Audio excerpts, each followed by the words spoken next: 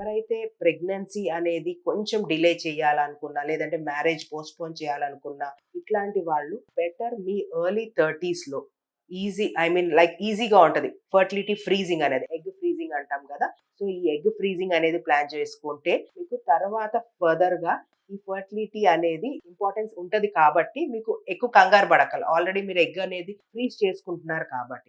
And మగవాళ్ళలో వచ్చేసరికి గూడా age అనేది చాలా ఇంపార్టెంట్. రీసెంట్ స్టడీస్‌లో మగవాళ్ళలో ఏజ్ ఇంక్రీజ్ అయ్యే కొద్దీ స్పెర్మ్ క్వాలిటీ, క్వాంటిటీ తగ్గిపోవటము, డీఎన్ఏ స్పెర్మ్‌లో మనకి మగవాళ్ళలో హెడ్‌లో డీఎన్ఏ అనేది కంపల్సరీ స్టోరేజ్ అయ్యి ఉంటది.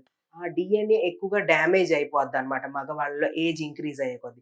వాళ్ళల్లో గూడా స్పెర్మ్ ఆబ్వియస్‌గా తగ్గిపోద్ది. సో, ఒక మగవాళ్ళు కానీ, ఆడవాళ్ళు గానీ ఏజ్ అడ్వాన్స్ అయ్యే కొద్దీ ప్రెగ్నెన్సీ ఛాన్సెస్ తక్కువవుతది. కాబట్టి ఆడవాళ్ళల్లో before 30 years age better egg ఫ్రీజింగ్‌కెళ్ళండి. అండ్ మగవాళ్ళలో at the earliest less than 35 years ఏజ్‌లో మీరు స్పెర్మ్ ఫ్రీజింగ్‌కెళ్ళండి. ఒకవేళ లేట్ మ్యారేజెస్ గానీ, కెరియర్ ప్లానింగ్‌లో మీరు ప్రెగ్నెన్సీ డిలే చేయాలి అనుకుంటుంటే మటుకు.